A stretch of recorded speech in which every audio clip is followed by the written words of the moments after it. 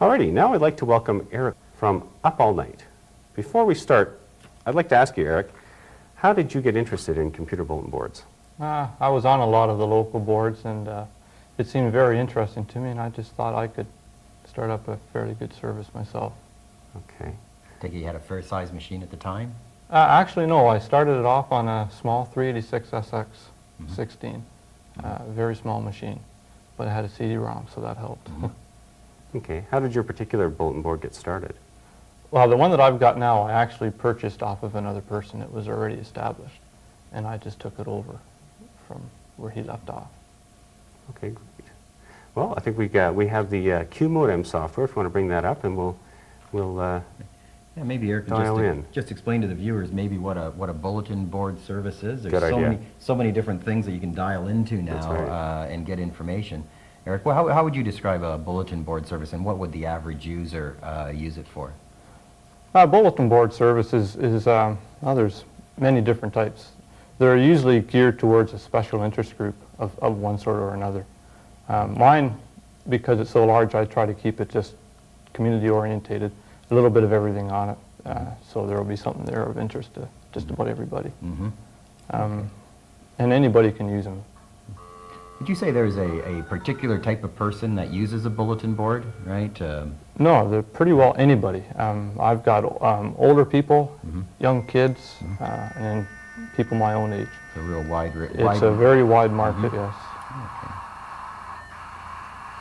Now, how does a local bulletin board like yours compare to some of the commercial ones that we hear about, CompuServe and America Online and those kinds of things? Those services normally charge you by the minute that you're on, and there's also a monthly fee.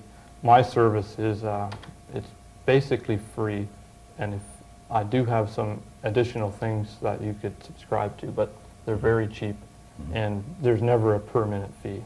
So what kind of thing would you charge for on your bulletin board?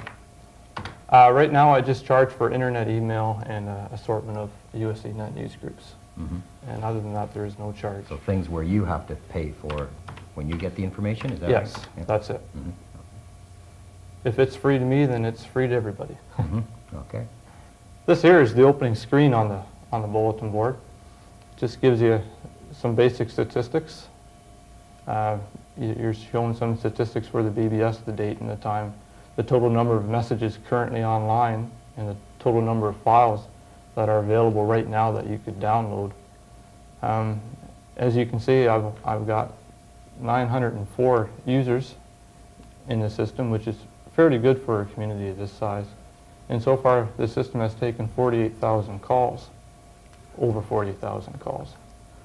Now the rest of it's just your own general statistics. Okay. I missed a quarter of my screen. But it's basically just general information. Oops, I didn't want that. And we'll get rid of that for you, don't worry. Okay. No, we got it again. Okay, let's get... Let me just pop back to the... yeah. Okay, let's go from there. There we are. This is just a listing of all the callers who have called the system today. And it gives you a rundown of who they are, where they're calling from, the baud rate, the number of times that they've called today, how long they were online, files that they've downloaded, messages that they've written, or no, hold on, no, this is files that they've uploaded, a number of messages written.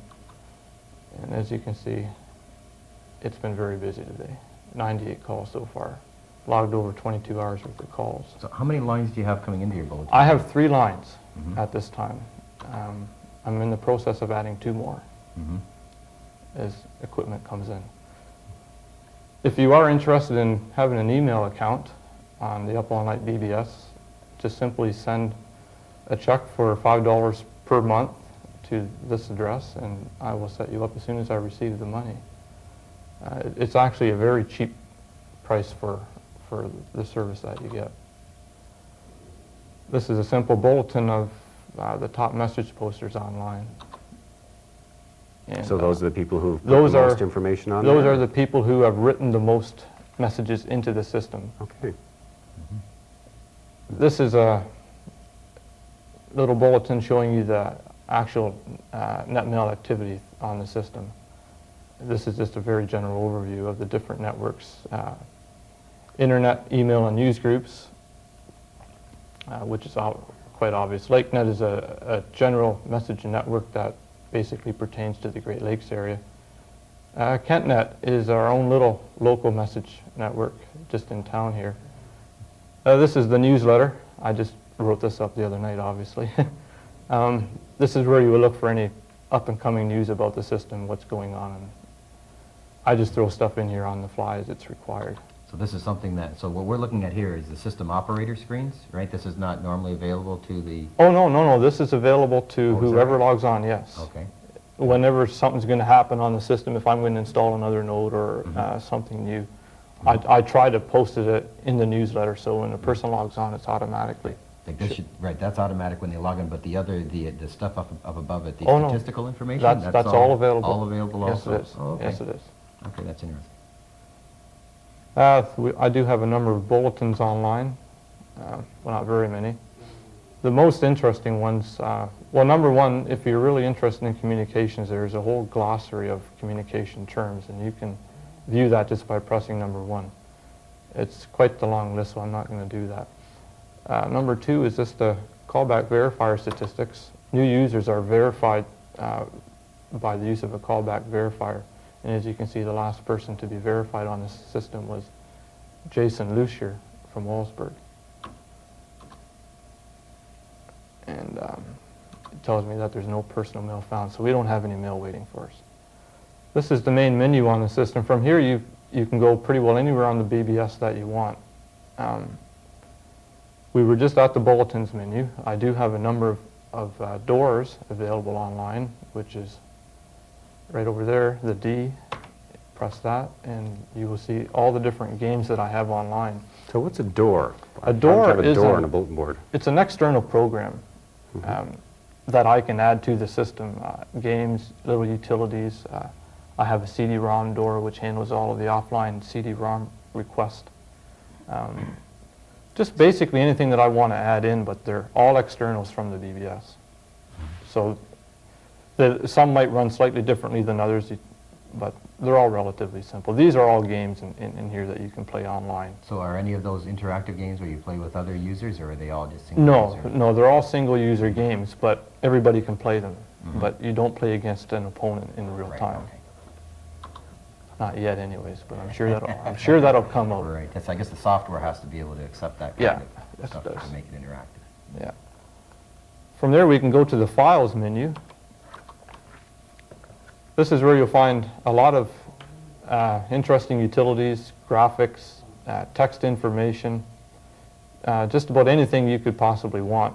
There's little add-on utilities for WordPerfect, AutoCAD, you name it. To see all the different areas, all you have to do is press L to list the available areas. And then it's showing you here that I have over 350 areas available on the bulletin board. To view the different areas, just press L again, and it'll give you a listing. The first couple of them are local areas and they're actually programs that people have uploaded to the system. From 100 and on, those are actual CDs that are online right now, and you can access those CDs and download files directly off of them. I'll just scroll through so you can have a quick look and see what is all available. I would think that people might have a couple of concerns or questions about files and that are located on a bulletin board. First of all, where do they come from? They're all shareware. A lot of them are just shareware programs that the author might have placed on a bulletin board or a couple of bulletin boards, and people just pass them along. They're also sent through some of the mail networks along with the mail, and from there they're placed on the BBSs. All the files are either shareware or freeware, and shareware is basically a marketing scheme. If you develop a piece of software and you want to market it in a really cheap fashion, you don't have a lot of expenses or anything, the easiest way to do it is to place it as shareware on a BBS in a maybe not 100% format, and allow people to use it for a certain period of time, and after that time they should mail in a registration fee. And that's basically what's on the system. Everything runs, everything is in perfect working condition, and the whole idea is basically try it before you buy it. So if we look in here in Windows NT, for example, Okay, what would be located in that group? Is that files related to Windows NT or a little bit of everything? Those would probably be utilities. This here is an example of some of the files in that area. There's an almanac, a calendar utility, a little photo CD imaging software, just a lot of little utilities. So Windows NT users would put this on, They- put this on for other Windows NT users. Yes, yes. Oh, I see. And as far as, a lot of people also worry about viruses on bulletin boards. Every upload that is put on my bulletin board is checked. Actually, it's very thoroughly checked. It's uncompressed, scanned, and then recompressed using my own copy of PK-zip. So you can be pretty assured that what you are downloading is virus-free. And all the CDs have also been checked for viruses.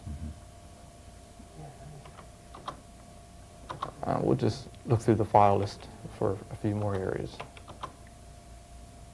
I just wanted, file area number 3 is where you'll find some of the more general files that pretty well everybody's going to want to have. I have a version of Clean on the BBS, which works along with a scanning program for viruses. You can use that to remove viruses from your hard drive.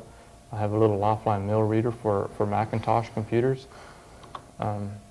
Just while you're talking about Macintosh, I was curious as to whether whether Mac users can access the bulletin board, and maybe it doesn't know the difference of who's calling in, a Mac or an IBM. No, it How does doesn't. that- As long as your terminal program can either use INSI emulation or a VT100 emulation, you can connect to the system.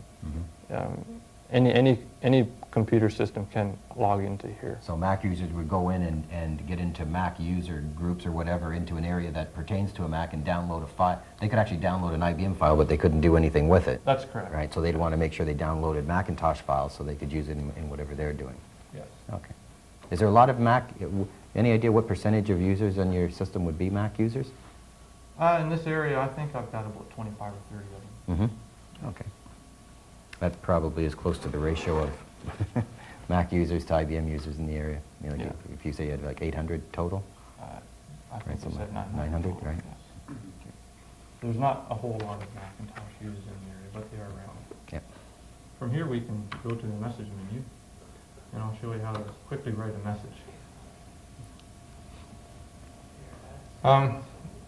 There are many different conferences on the BBS, and when you enter in a message, all you have to do is press E, and what we'll do, and then it's going to ask you for which conference. If you're not sure which area, a conference is just a generalized area, or a specific area for messages on the bulletin board that pertain to different topics.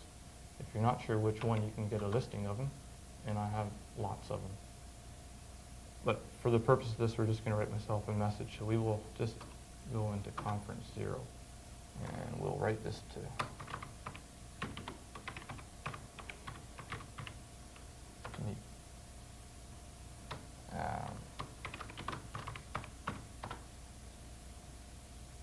You can get a return receipt. What that is, when the person receives their mail, the BBS will write you a quick message saying that so-and-so has received your message at such and such time. When they actually open up the message, or the message hits their mailbox? The very first time they read that mail. I see. When they actually read it. Okay. We can just write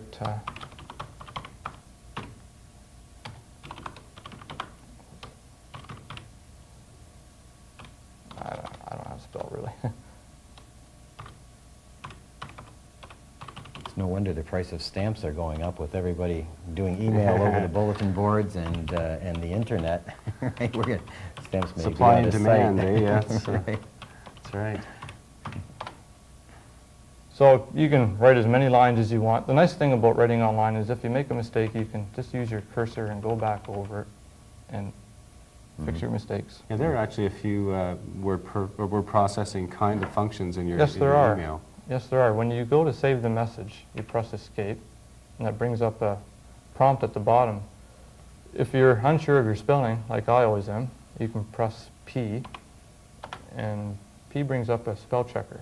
Now here it says that it didn't find any mistakes, so I actually did pretty good. But if it found a word wrong, it would show you a listing of words which it think would be the proper spelling, and you could just pick the right one, and it would actually insert it into the message for you. When everything is the way you want it to be, you just save the message. And there it is. From here we can go back to the main menu. And I was going to show how to download a file. So again, we can list files. And we'll just go to the, I'm still in the file menu, or in the main menu. And we will go for area number 3. And I'm just going to pick something real small that won't take too long. There's a text. So what kinds of files are on there? What are those different?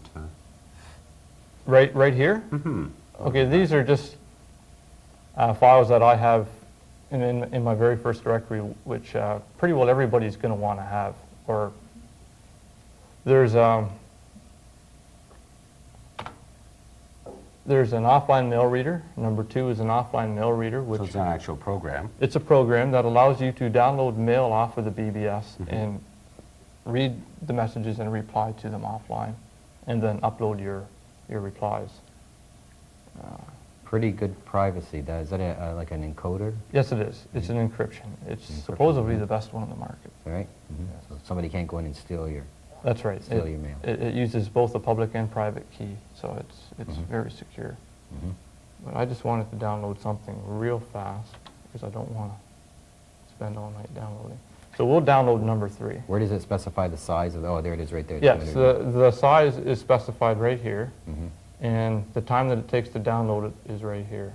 Now So this particular program will assess your system and then figure out from the size of the file how long it will take to download? Yes, is it that? does. It figures it out by the baud rate that you've logged in at. And right now we're using a 14.4 modem.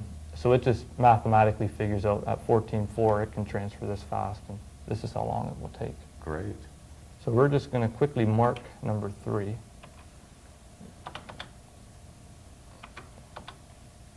There, now number 3 is marked. So when we go to download, so we'll just stop the listing, and then we'll D for download. And just also, you can, if you want to add more files, you can do that from right here. And there's this, I happen to know of a graphic file that's a real small graphic.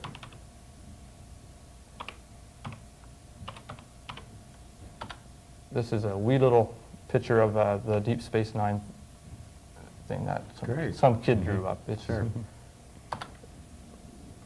And then when you're all set and you got all the files marked that you want, you just press D for download. And then it starts sending them. Oh, this is kind of neat. What's this window that we're looking at? This is your download status window. It's showing you the protocol that you're using, the type of error correction. Wow, can't show it Down to you. already.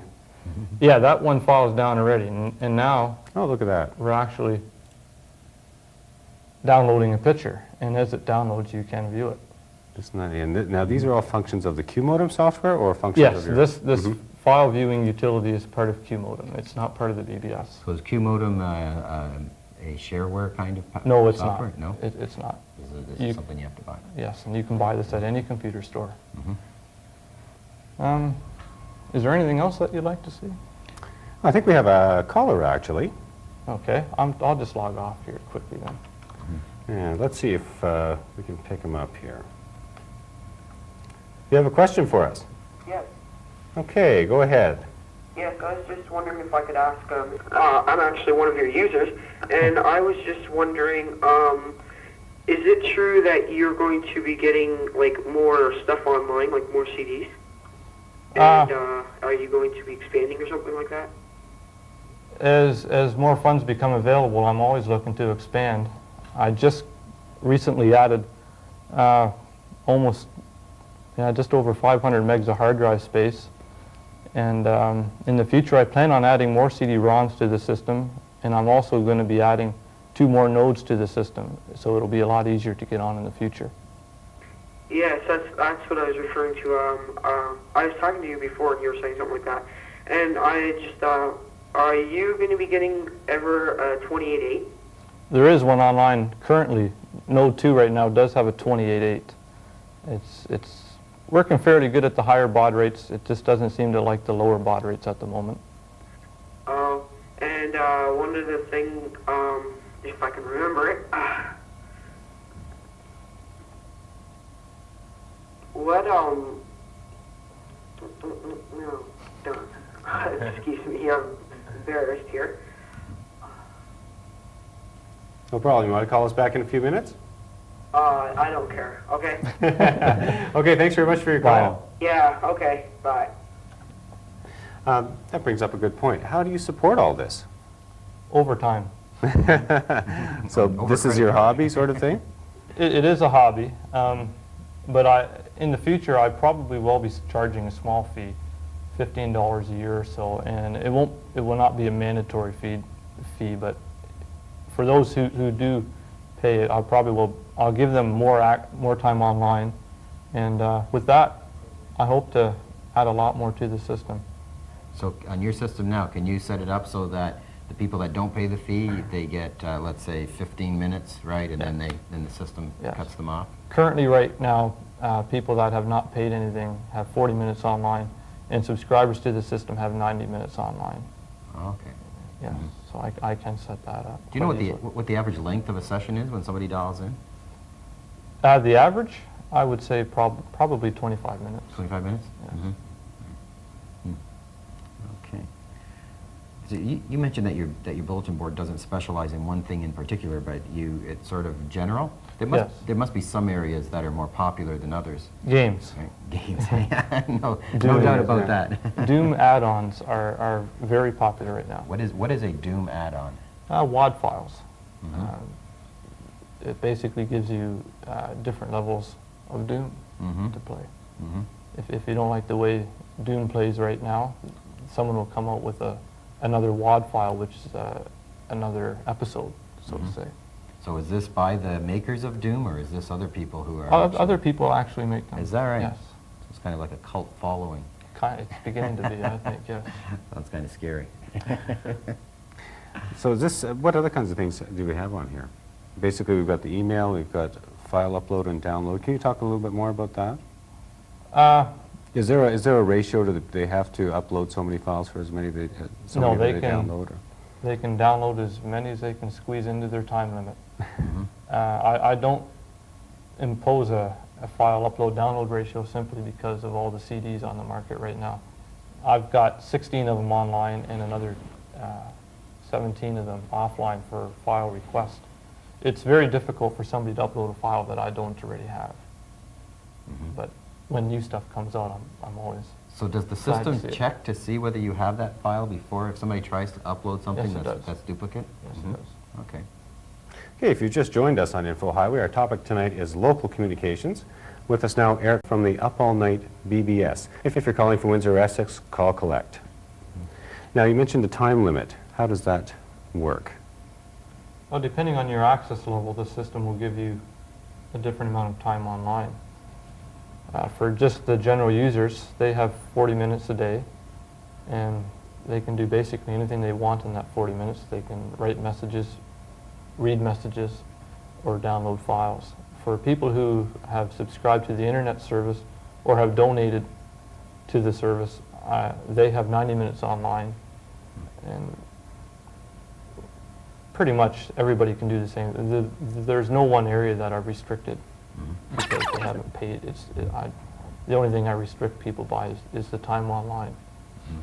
I can see setting up a system like that being relatively expensive, 16 CDs online, adding another 500 meg, going to 5 telephone lines, right, obviously. And my own voice line too, don't forget that. That's right, you got to be able to talk. Yeah. It sounds to me like for somebody just to start it up as a hobby is a relatively expensive hobby. What would you say that for somebody starting out a bulletin board, what kind of cost are they looking at? The cost, you're looking at a dedicated phone line. The installation for that is about $100 plus $15, $20 a month for the phone bill. You have to have a fairly reliable modem, a high-speed modem. Nowadays 28.8, which would cost probably between $250 to $300. At least one CD-ROM online, so there's another $200, and a good shareware CD, and a computer to run it on. And you have to have some form of at least a 386. 286 just won't do it no more. But you do it all on one computer, you don't have a... No, I've got 5 of them. Oh, is that right? No kidding. Yes. So I've got 4 of them dedicated to the bulletin board, then I've got my own. I've got a dedicated file server and 3 workstations. And each node has its own workstation. So the running of the system is shared amongst the 4 processors? Yes. All right. Yes.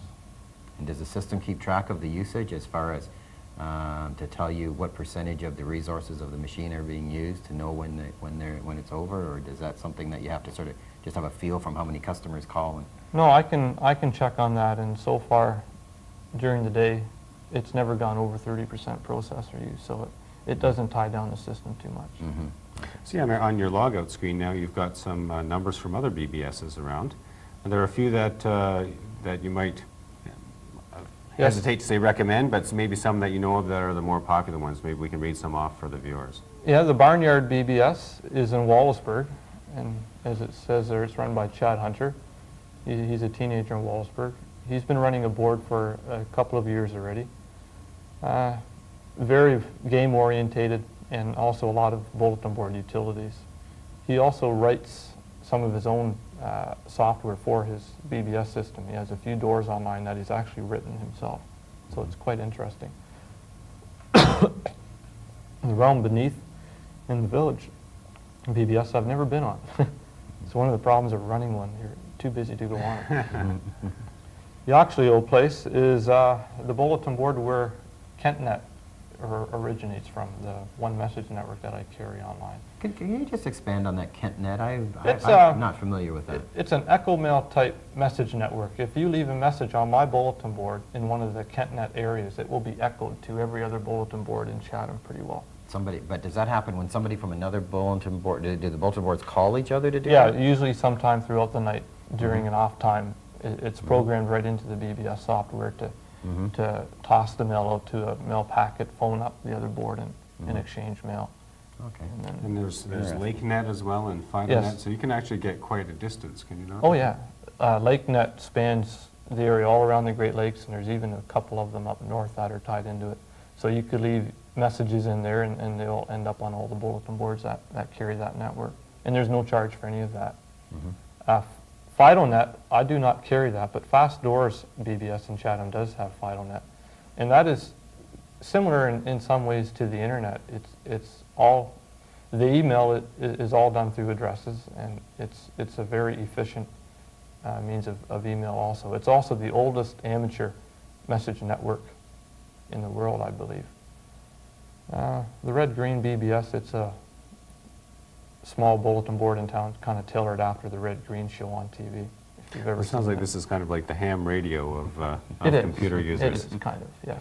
Okay, great. Well, I think we're going to have to wrap up this section. We don't have any Okay. callers at the moment. If you're viewing from Windsor, Essex County, we do have some information on BBSs in your area. If you want to give us a call sometime after the show or get in touch with us, send us a fax or an email. We can certainly give you some of that information.